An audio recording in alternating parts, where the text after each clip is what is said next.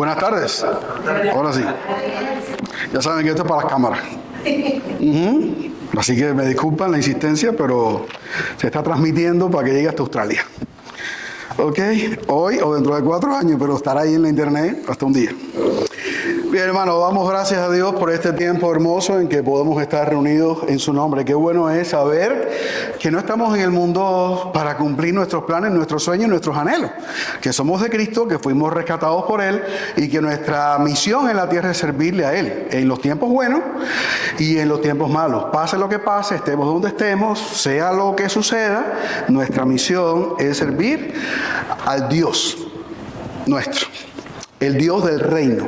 Así hemos titulado el mensaje en la tarde de hoy de esta serie que se llama El indetenible reino de Dios. Y nuestro texto base para predicar estará en Hechos 4, 23 al 35. Amados hermanos, cada generación del pueblo de Dios ha podido comprobar que no existe otro Dios como el nuestro. Ya sabemos que no hay otro. Pero como algunos piensan que su Dios es realmente un Dios existente, nosotros sabemos que no, que todo es falso, que todo es invento, ilusiones, que todos son ídolos. El único Dios verdadero, el único Dios realmente que existe en el universo y existió, existe y existirá por siempre, es el Dios nuestro que habla, que escucha, que responde, que sana, que salva, que guía, que nos bendice y que está con nosotros todo el tiempo y que ha preparado un cielo maravilloso donde todos los que creen en Él, donde todos los que le sirven, pues estarán un día viviendo por los siglos de los siglos. Así que no hay otro Dios. De ahí que se haya cantado de múltiples formas que no hay Dios como nuestro Dios, ni otro que iguale sus obras. Hay un cantico famoso que dice: no hay Dios tan grande como tú, no lo hay, no lo hay. No hay Dios que pueda hacer las obras como las que haces tú. Y ya lo dejamos ahí, porque el canto es más largo. Pero lo cierto es que este canto es fruto de esa experiencia del pueblo de Dios a lo largo del paso de los años, a lo largo de los siglos, donde se ha entendido que el único Dios que tiene todo el poder, el único Dios especial, es el nuestro, que no hay más ninguno, no hay otro que iguale sus obras. Cuando el tabernáculo fue terminado en el desierto, todo estaba listo. Cada pieza estaba en su lugar, cada mueble correspondía al diseño para el cual Dios lo había establecido, cada detalle obedecía exactamente lo que Dios había mandado. Pero aún faltaba lo más importante. Una casa se construye no para que esté vacía. Se construye para que estuviera habitada. Y faltaba eso.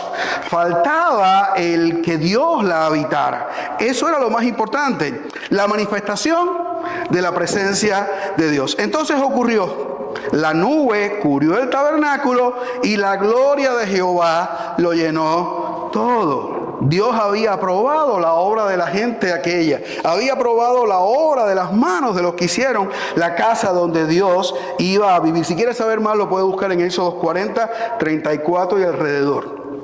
No fue Moisés quien anunció que a Dios le había encantado la casa, ni fue el pueblo quien declaró que la casa había quedado maravillosa y que eso era lo que teníamos para Dios y tenía que conformarse con eso.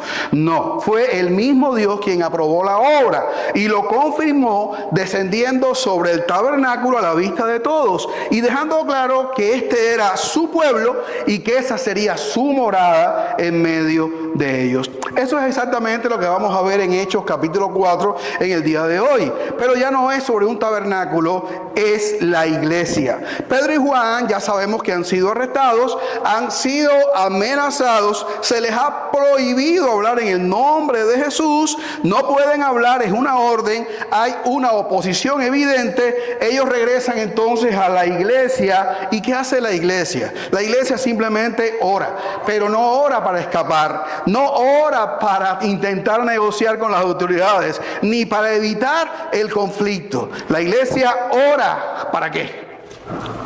Para servir al Señor. La iglesia ora para honrar al Señor. La iglesia ora para obedecer al Señor. Ellos claman. ¿Y qué hace Dios? No hay otro como Él. Dios simplemente extiende su reino respaldando a sus testigos en medio de la oposición. Eso es lo que Dios hace. Dios extiende su reino respaldando a sus testigos en medio de la oposición. ¿Y cómo es que Dios respalda a sus testigos en medio de la oposición? Vamos entonces a Hechos capítulo 4, versículos 23 al 35. Y dice así la Biblia: y puestos en pie vinieron a los suyos y contaron todo lo que los principales sacerdotes y los ancianos les habían dicho. Y ellos, habiéndolo oído, alzaron unánimes la voz a Dios y dijeron: soberano Señor, tú eres el Dios que hiciste el cielo y la tierra, el mar y todo lo que en ellos hay, que por boca de David tu siervo dijiste: ¿por qué se amotinan las gentes y los pueblos piensan cosas vanas? Se reunieron los reyes de la tierra y los príncipes se juntaron en uno contra el Señor y contra su Cristo, porque verdaderamente se unieron en esta ciudad contra tu santo Hijo Jesús, a quien ungiste Herodes y Poncio Pilato con los gentiles y el pueblo de Israel, para hacer cuanto tu mano y tu consejo habían antes determinado que sucediera. Y ahora, Señor, mira sus amenazas y concede a tus siervos que con todo denuedo hablen tu palabra, mientras extiendes tu mano para que se hagan sanidades y señales y prodigios mediante el nombre de tu santo Hijo Jesús. Cuando hubieron orado, el lugar en que estaban congregados tembló y todos fueron llenos del Espíritu Santo y hablaban con denuedo la palabra de Dios. Y la multitud de los que habían creído era de un corazón y un alma, y ninguno decía ser suyo propio nada de lo que poseía, sino que tenían todas las cosas en común. Y con gran poder los apóstoles daban testimonio de la resurrección del Señor Jesús, y abundante gracia era sobre todos ellos. Así que no había entre ellos ningún necesitado, porque todos los que poseían heredades o casas las vendían y traían el precio de lo vendido y lo ponían a los pies de los apóstoles, y se repartía a cada uno según su necesidad. Señor, gracias por tu palabra. Gracias porque eres tú quien haces posible que estemos aquí en esta hora, y eres tú quien nos has dado el mensaje para que pueda edificar a tu pueblo. Obra tú a través de tu palabra, a través de tu espíritu, y úsame a mí, Señor, para exponerlo con total claridad. Te lo pido en el nombre de Jesús, tu Hijo amado. Amén. Dios extiende su reino respaldando a sus testigos en medio de la oposición. ¿Cómo es que Dios lo hace? Aquí está la primera respuesta a nuestra pregunta. Dios respalda a sus testigos, ¿haciendo qué? Escuchando su oración. Ya saben, no pueden hablar, van a la iglesia, cuentan y la iglesia se tira de rodillas y ora. Lo primero que hace la iglesia en su oración es reconocer la soberanía de Dios. Ya usted lo está viendo en el 24. Soberano Señor. Los apóstoles llegan y cuentan todo lo sucedido.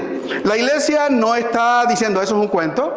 Esto no es como el caso de aquella joven que Pedro estaba preso, el ángel lo soltó de la cárcel y salió, y llega a la puerta y entonces la muchacha sale, y cuando sale, ¿qué pasa con ella?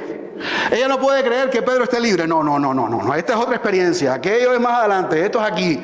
La iglesia aquí cree. La iglesia aquí sabe. La iglesia se enfrenta. La iglesia está entendiendo que hay un desafío. Simplemente no lo ignora, no lo minimiza, no actúa y se hace como que no está pasando nada. La iglesia escucha y ora, pero no ora de cualquier manera. Oran de común acuerdo, dice el texto, oran unánimes y dicen esto: soberano Señor, tú eres el Dios que existe el cielo y la tierra, y por ahí continúan. Qué interesante, antes de hablar del problema que ellos tienen, antes de hablar de su urgencia, ¿de qué están hablando? ¿O a quién le están hablando? ¿Qué están reconociendo? Están hablando de Dios, están hablando del Dios que ellos han conocido, del que los ha rescatado y el Dios que les quiere usar. Recuerda, cuando tú oras, tu problema no es lo más importante. Lo más importante, ¿qué cosa es? Tu relación con Dios. Reconocer quién es Dios. Adorar a Dios, alabar a Dios, exaltar a Dios. Y es lo que están haciendo ellos, soberano Señor. Y entonces citan el Salmo número 2. Las naciones se levantan, los gobernantes conspiran, el mundo se opone. ¿Pero qué pasa? ¿No es Dios soberano? ¿No tiene todo el control? ¿No ejerce Él la autoridad sobre todos los sucesos, desde el más grande hasta el más simple de lo que pasa en el universo? Pues perfecto, el mundo podrá oponerse, pero nada está fuera de ¿qué? Nada le escapa al control de Dios. Y entonces llegan a interpretar lo que pasó con Jesús. Y dicen simplemente porque se unieron en esta ciudad, ¿contra quién? Contra tu hijo.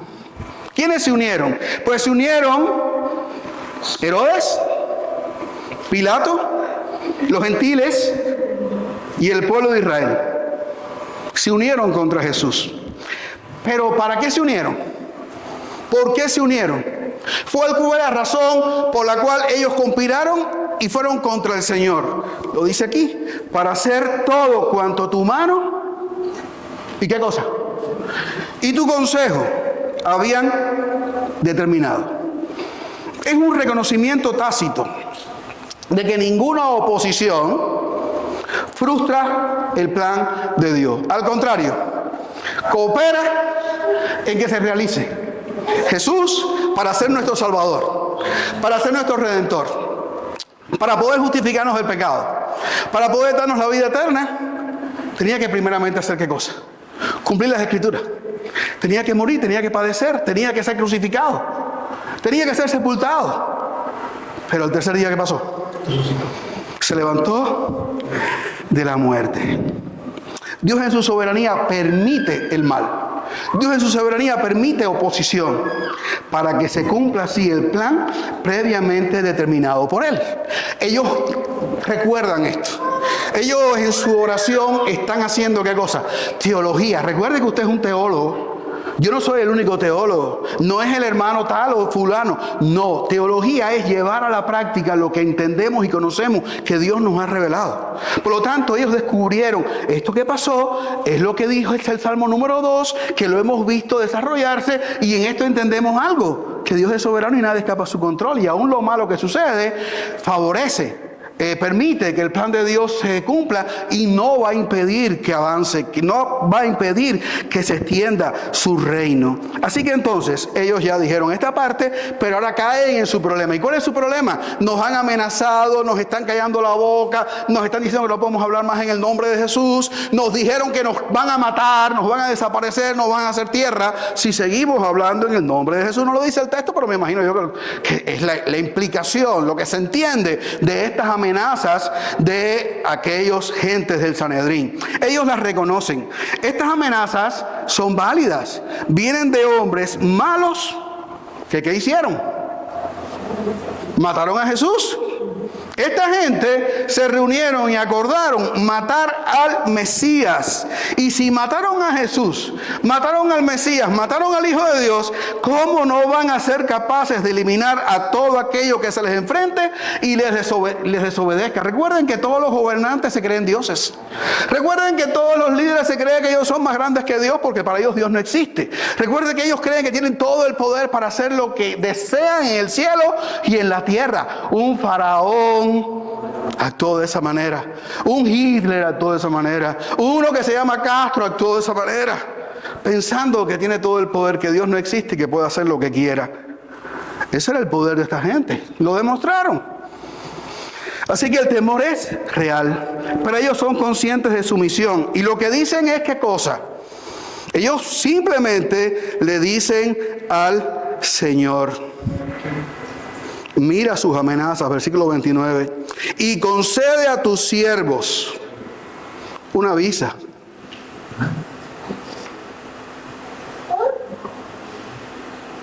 No dice eso, ¿no? ¿Qué es lo que están pidiendo? De nuevo. Danos de nuevo para hablar tu palabra. ¿Qué cosa es de nuevo? De nuevo es el valor que Dios da para obedecerle a pesar de ¿qué? Del peligro. Para hablar abiertamente con total libertad. ¿Pero libertad de qué? Del miedo. Señor, dame de nuevo. Yo estoy en un puro nervio. Yo estoy que tengo miedo de salir a la calle. Le tengo miedo a cada hoja que se mueve y a cada bicho que brinca. Pero yo tengo un compromiso contigo. Tú me has dado una misión y el miedo a mí no me puede consumir. Yo quiero que tú me des de nuevo. para hablar sin temor, abiertamente. Libérame del miedo. Él va a estar ahí, pero yo no le voy a hacer caso. Yo me sujeto a ti y voy a abrir mis labios para proclamar tu nombre. Y añaden algo más. Y que esto suceda mientras extiendes tu mano para hacer tu obra. Es decir, no es solo valor lo que piden. Piden lo que todo el mundo necesita. Respaldo divino.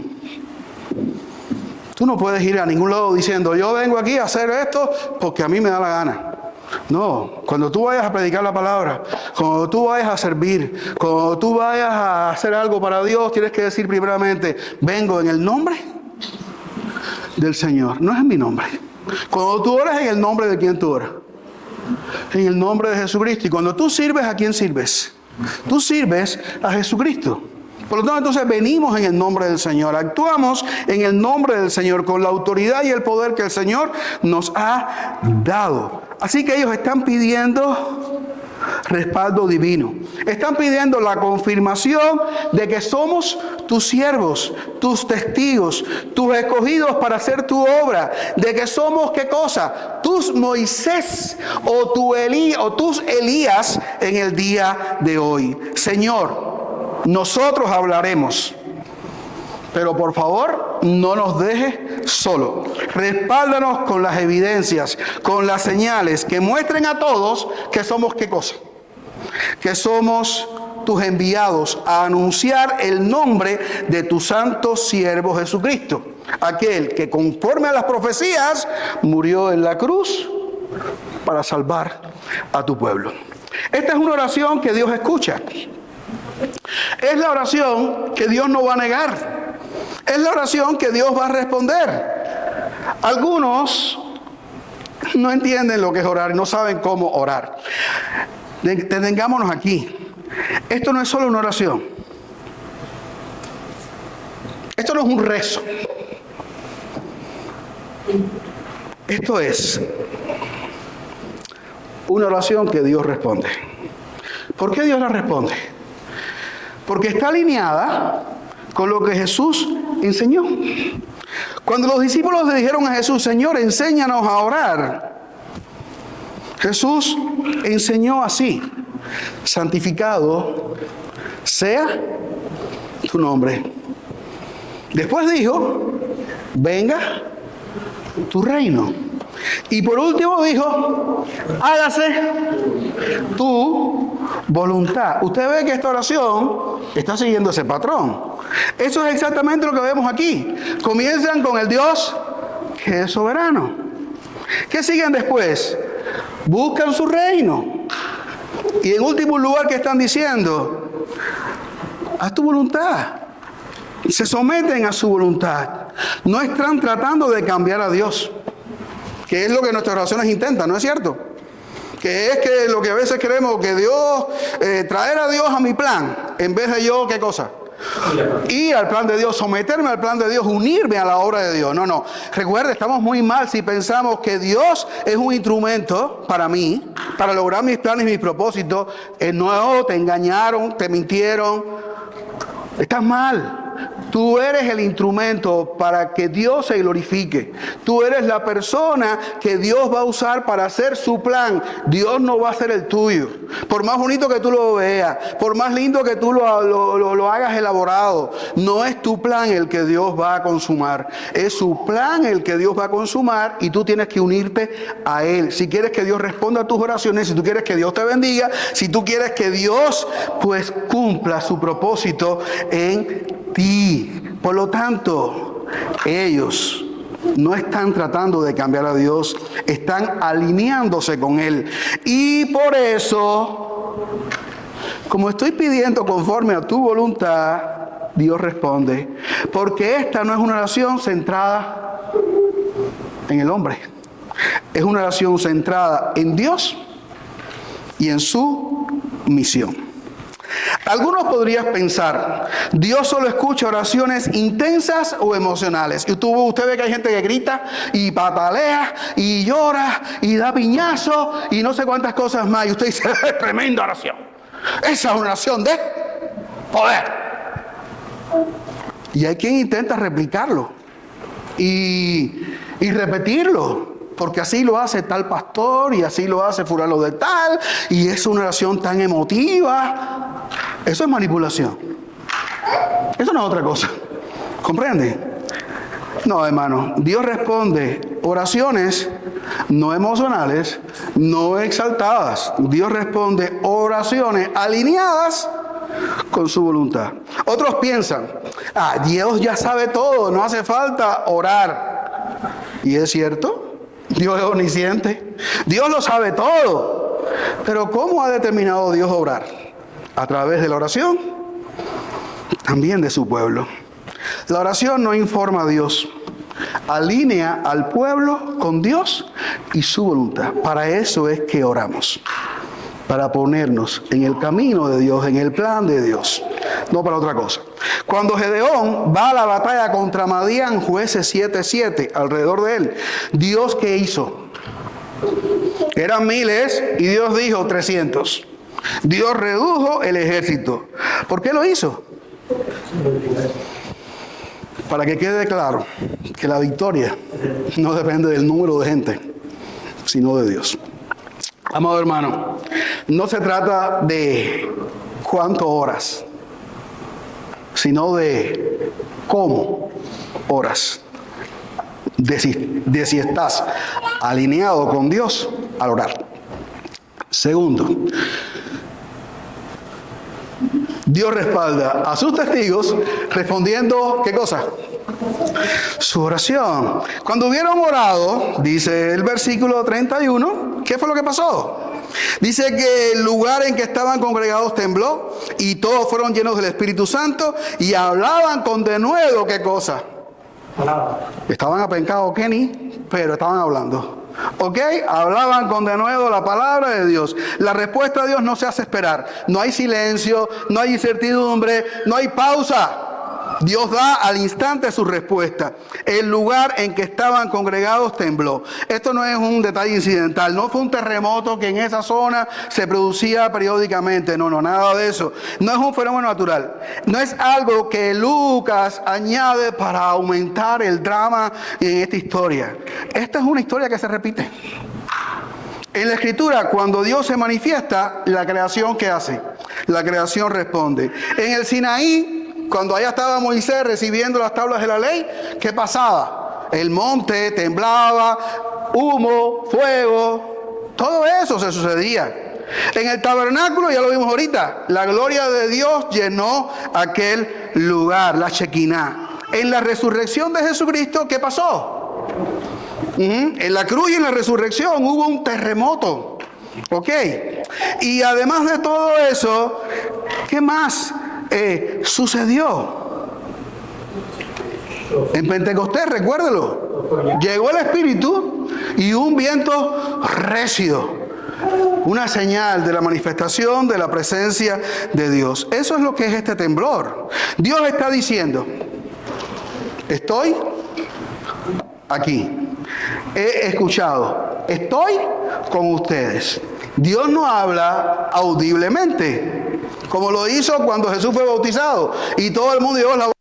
Este es mi Hijo amado en el cual tengo complacencia. Como lo hizo en el monte de la transfiguración, cuando los discípulos oyeron la voz de Dios, que les dijo, este es mi Hijo amado, a él oíd.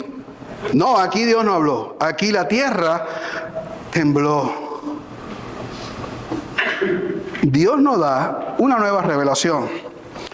Dios da evidencias de su presencia. Un terremoto. Pero recuerde que no siempre es un terremoto. Porque Elías buscó la presencia y la respuesta de Dios. ¿Y dónde la encontró? En un silbo apacible. A veces la respuesta de Dios es paz. Gracias, Claudia, por apoyarme. ¿Entiendes? Es paz. No esperes siempre un terremoto o un suceso extraordinario. Si tú experimentas paz, Dios te está respondiendo. El punto o el propósito no es la información, es confirmar que yo estoy con vosotros. ¿Qué pasó después? Tembló la tierra. Y entonces todos fueron llenos del Espíritu, y esto es clave. No es que se convirtieron, no es una experiencia inicial como la que pasó en Pentecostés. Aquí simplemente hay una respuesta. Esto es una llenura para la misión.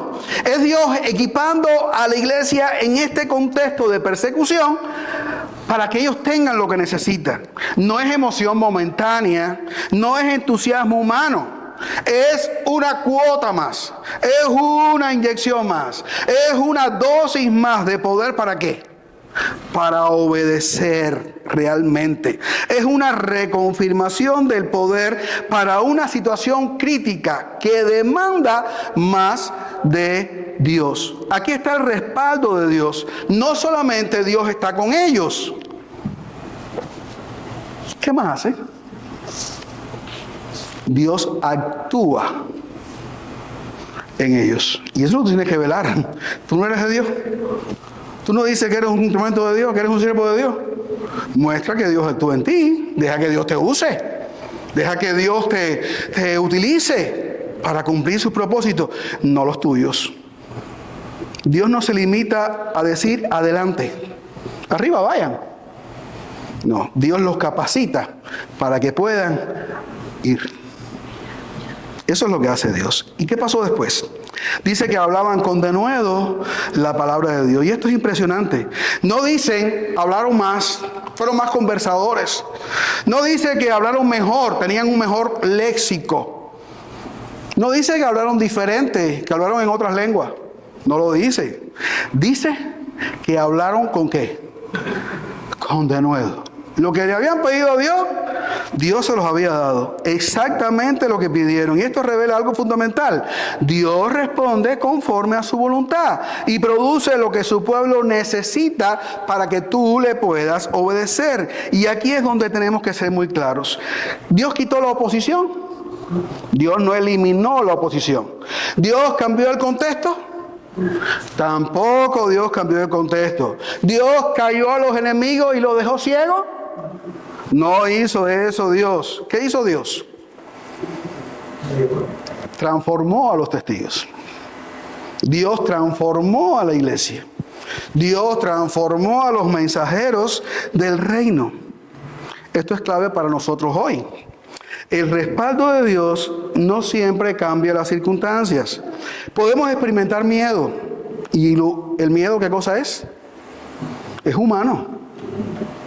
Es una reacción lógica de nosotros ante lo desconocido, ante amenazas y ante peligro. Pero Dios va a hacer que el miedo no nos paralice al darnos el valor para hacer su obra. Y en esto vemos el valor de una vida, de una mente alineada con Dios y su voluntad. Dios te cambia a ti. Esas son las circunstancias. Ahí es donde vas a jugar. Ahí es donde tú vas a actuar. Por lo tanto, Dios te va a capacitar a ti para enfrentar lo que haya que enfrentar y tú cumplas el propósito para el cual Dios te ha creado, para el cual Dios te ha puesto en ese momento y en ese tiempo para hacer su obra. Hay cosas que no se pueden entender. La oración está ligada ¿con qué? Con la palabra. La oración está ligada con la palabra. ¿Cuál es la oración que Dios escucha? ¿No es la que está alineada con su voluntad? ¿Cómo tú puedes conocer la voluntad de Dios? Ok, perfecto. A través de la palabra. Y si es así, ¿por qué cogemos vacaciones de la Biblia? ¿O cogemos vacaciones de la iglesia? ¿Por qué no venimos a los cultos o a las reuniones? ¿Cómo puedes orar si la palabra no mora en ti? Si no conoces la voluntad revelada de Dios, si no te interesa lo que Dios ha declarado en su palabra, ¿cómo puedes orar correctamente? ¿Por qué Dios no escucha la oración de todo el mundo? Porque no está alineada con su voluntad. ¿Por qué muchas veces Dios no escucha la oración de la iglesia? Porque estamos orando para mi provecho, no para el provecho de la obra de Dios, porque no conozco su voluntad. No conozco lo que Dios ha declarado. Y la iglesia provee para que tú puedas conocer. Pero tú no tomas en cuenta que el programa de la iglesia, el esfuerzo que hace el pastor o que hacen los maestros, es para que tú crezcas, para que tú conozcas cuál es la voluntad de Dios, para que tú al orar tengas poder en la oración. No el poder de tus palabras, sino el poder de saber que estoy pidiéndole a Dios lo que Dios quiere que yo le pida. No es que Dios no te responde, es que tú no sabes lo que estás pidiendo. Santiago 4:13 dice, pedís y no recibís, porque pedís mal, para gastar en vuestros deleites. El deleite de esta iglesia atribulada, ¿cuál era? Serviremos al Señor. Era agradar a Dios, agradarlo, exaltarlo, glorificarlo, darlo a conocer. Y por eso Dios, ¿qué hizo? Les dio lo que ellos le pidieron. Algunos piensan, si Dios responde, la situación mejora. No. Aquí la situación no cambia. Dios cambia su iglesia. Otros creen, el poder de Dios se ve cuando todo sale bien. Tampoco. El poder de Dios se ve cuando su pueblo permanece fiel en medio de las pruebas. Y por eso hay un corito que dice que en medio de las pruebas la iglesia sigue caminando. Nada la detiene. Dios nos sostiene, Dios nos fortalece, Dios nos da de nuevo en medio de las dificultades para seguir haciendo su obra. Nos da el valor para hacer su voluntad. Y recuerda que su voluntad es agradable y perfecta, aunque a veces pueda costar caro. A quien le costó la muerte, a otros cárceles, a otros pérdidas, grandes pérdidas, a otros falta de trabajo, rechazo, burla, escarnio. Pero la iglesia nunca se detuvo por causa de ninguna de esas cosas. Estaban cambiados, estaban transformados para enfrentarse a cualquier circunstancia y glorificar a Dios. Piense en los 3 jóvenes en el horno de fuego, de que habla Daniel 3, 23 al 25. ¿Dios evitó el horno? Cuando los metieron en el horno, ¿Dios apagó el horno?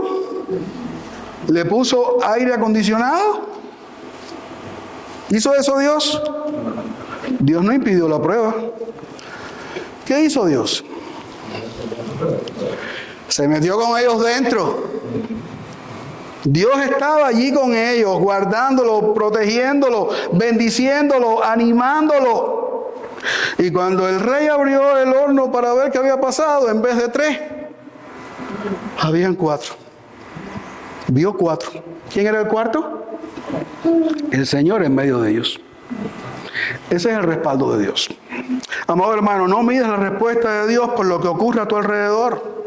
Mídela por lo que Dios está produciendo en ti. Estás creciendo, amas más, sirves más, eres más generoso, eres más entregado, eres más pastoreable, eres una persona más consagrada. Has propuesto servir al Señor y nada te lo va a impedir, ni el mal carácter de uno, ni el problema con el otro, ni que no hay salud o de que no hay condiciones.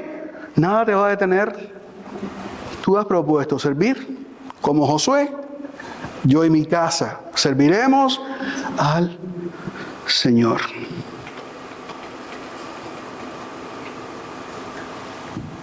Eso es respaldo de Dios. En último lugar, Dios respalda a sus testigos fortaleciendo ¿qué cosa?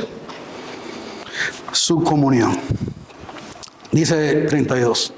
Y la multitud de los que habían creído era de un corazón y un alma. No los pudieron callar. Dice que hablaban con la palabra de Dios. Y ahora se ve en la iglesia, ¿qué cosa? Una iglesia fortalecida. Era de un corazón y un alma.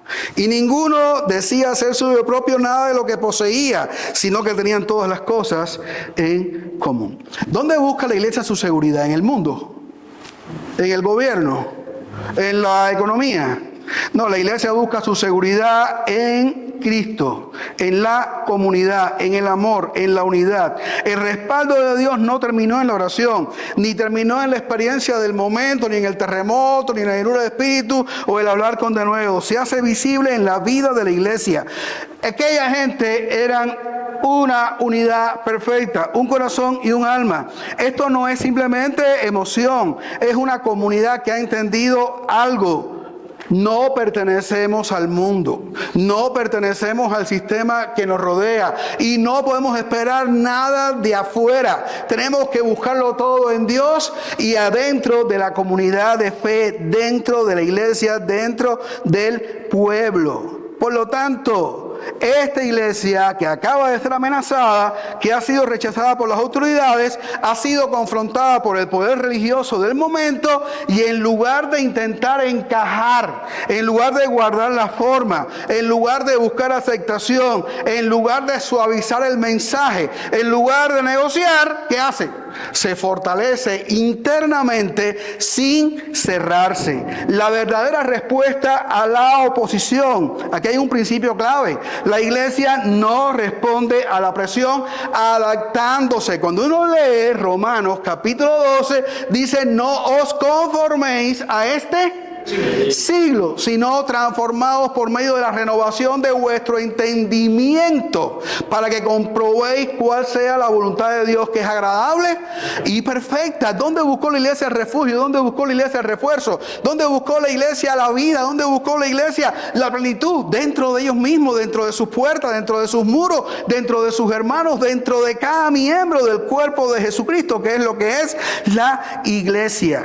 Así que por lo tanto, la iglesia no puede adaptarse al mundo. La iglesia no tiene que cambiar para agradar al mundo ni para acomodarse a las circunstancias. La iglesia responde profundizando su vida con Dios, y eso es lo que ellos hicieron. Empezaron a vivir una comunidad real, una comunión que refleja la obra de Dios, el señorío de Jesucristo, la bondad de Dios, la misericordia de Dios. Ninguno decía ser suyo propio.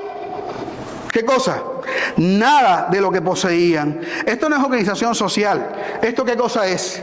Una respuesta espiritual, una evidencia espiritual a la gracia, a la presencia de Dios morando entre ellos. Cuando Dios respalda a su iglesia, cuando mira en medio de ella, cuando mora, mejor dicho, en medio de ella, ¿qué pasa con el ego?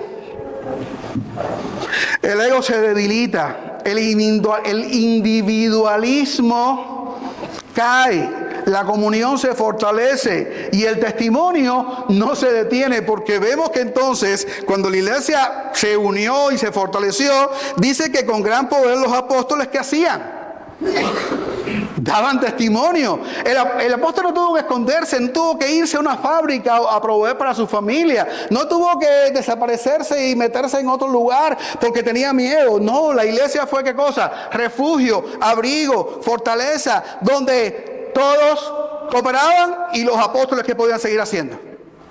Sintiéndose cobijados, respaldados y fortalecidos, se dedicaron a hacer ¿qué cosa? Lo que tenían que hacer. Cumplieron el propósito para el cual Dios los había llamado: dar testimonio de la resurrección del Señor Jesús. Y como consecuencia, ¿qué pasaba? Abundante gracia era sobre todos ellos. La oposición no lo silenció, el respaldo de Dios lo sostuvo. La marca final es la gracia visible. Abundante gracia era sobre todos. Aquí está la clave. ¿Dios está en medio de ellos? Si Dios está en medio de ellos, no era solo que creían, no era solo que hablaban como se demostraba. Era evidente que Dios obraba en ellos, pues no había entre ellos ¿qué cosa? Ningún necesitado. ¿Sabe lo que es la iglesia? ¿Qué es la iglesia? No me diga que pueblo de Dios. La iglesia no es nada más y nada menos que vivir en la tierra lo que nos espera ¿dónde? En el cielo. Recuerde que en la Biblia todo tiene su simbolismo. ¿Qué cosa es el matrimonio? ¿Qué refleja? La unión de Cristo con su iglesia, el amor de Cristo por su iglesia, la unidad de Cristo con su iglesia. ¿Y qué cosa es la iglesia? ¿Qué refleja? Refleja esa vida perfecta, esa vida plena, esa comunión íntima y eterna que habrá en el cielo. Yo sé que no estamos en el cielo, Pero ¿qué tenemos que tratar de intentar? Que aquello que estamos buscando se viva entre nosotros. El que no ama a su hermano, no ama a Dios. Porque a Dios no lo has visto, pero a tu hermano sí. Somos la iglesia del Señor. Somos sus representantes. El mundo tiene que ver, como dijo Cristo, que sean uno. Como yo, Padre, en ti y tú en mí. Que así el mundo los vea vivir para que sepan qué cosa. Que son mis discípulos. Esto es fuerte. No hay entre ellos necesitados. No dice que había menos necesidad o se ayudaban un poco más. Dice no había necesitados. Es el resultado visible del respaldo de Dios en la comunidad, la evidencia de su presencia. La comunión se vuelve práctica. Vendían. ¿Qué más hacían? Traían. ¿Qué más hacían? Ponían a los pies de los apóstoles. ¿Y qué más hacían? Se repartía cada cual de acuerdo a su necesidad. ¿Cuál es la secuencia? Sacrificio personal, entrega voluntaria, confianza en el liderazgo y distribución justa. Hoy le hablaba a los hermanos de la clase de congregados de esta parte de la Constitución donde habla que debemos ser generosos al dar, al ofrendar, al aportar a la iglesia de lo que Dios nos da a nosotros, la parte que a Dios le corresponde y que Dios nos pide para el sostén de su obra.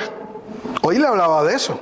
Y también les dije, vamos a ver si ustedes realmente están comprometidos, porque aquí hay un cel a donde usted puede mandar, aunque usted no gane dinero, usted puede mandar aunque sea $5 o 1 mensualmente para que los que chequean vean, ok, aquí hay una persona comprometida con la iglesia.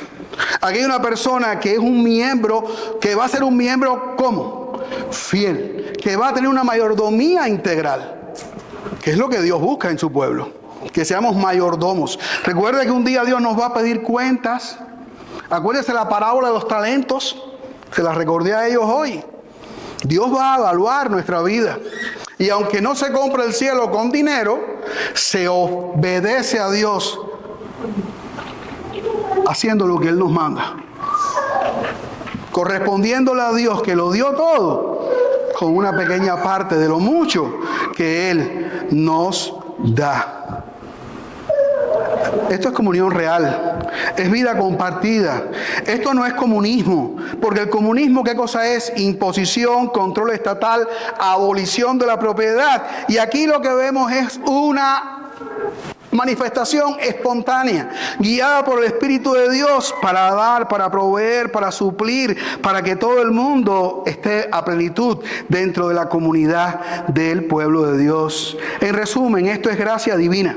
Es la obra de Dios que respalda a su iglesia y que hace que el apego a las cosas materiales disminuyan. Porque estoy buscando el reino de Dios primero, porque tengo el reino de Dios en primer lugar, porque estoy cumpliendo lo que le dije al Señor. Yo y mi casa serviremos a Jehová. Tenemos que cambiar las prioridades, tenemos que cambiar nuestras perspectivas, tenemos que cambiar en qué estamos invirtiendo. El amor al prójimo tiene que ser real. El amor al Señor también tiene que ser real. Algunos piensan, mi relación con Dios es personal. No necesito involucrarme con otros. No me hace falta la iglesia. No, aquí vemos todo lo contrario. La comunión no es opcional. Es evidencia de que Dios está obrando. Donde Dios respalda, ¿qué pasa con el individualismo? Se muere. Otros dicen, dar y compartir es para los que tienen mucho. ¿Dios habla de cantidad? Aquí no se está hablando de cantidad. Se trata de un corazón transformado, rendido, que busca agradar a Dios. Cuando Dios obra, el apego a lo material disminuye y la generosidad aumenta. Y algunos podrían pensar, pero es que eso era solo para la iglesia primitiva. No. Lo que vemos aquí no es un modelo cultural, es el resultado de la obra de Dios en medio de su pueblo.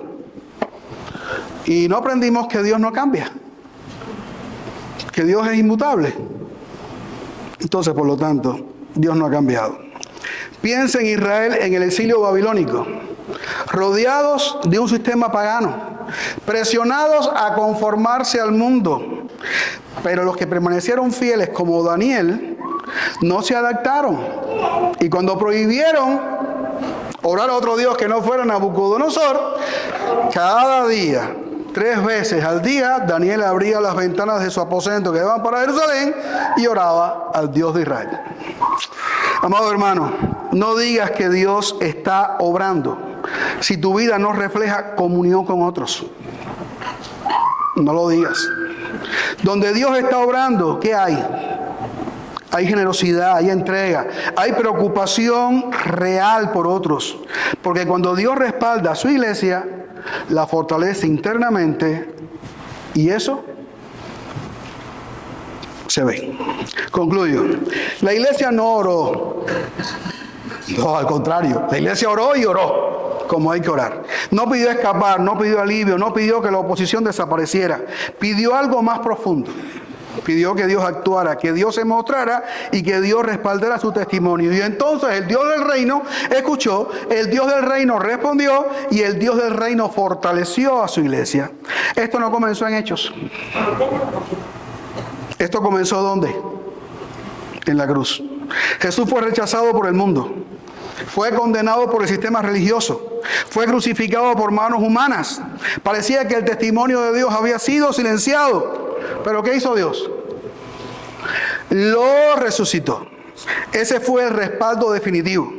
Dios vindicó a su Hijo. Es la palabra respaldar. Dios mostró que era su Hijo. Lo vindicó. Dios confirmó quién era su Hijo.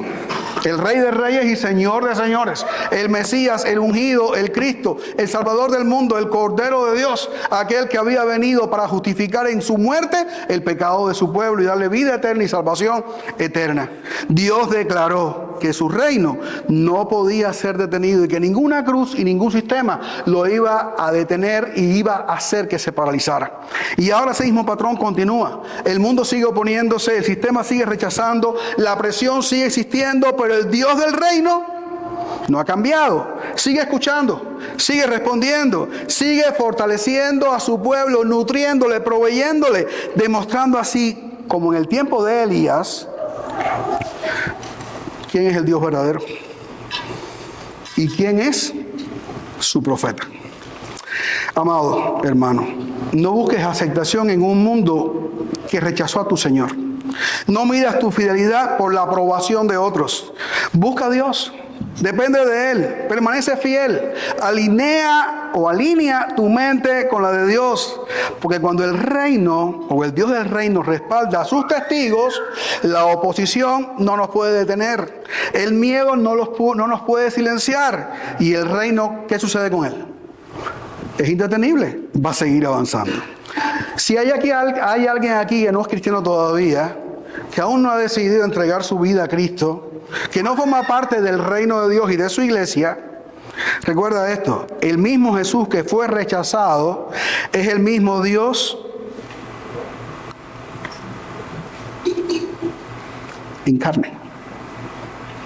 encarnado, a quien Dios ha respaldado, resucitándole de los muertos y sosteniendo a su iglesia, su cuerpo. ¿Hasta cuándo? Hasta hoy. No basta con admirarlo, no basta con reconocerlo. ¿Qué hay que hacer?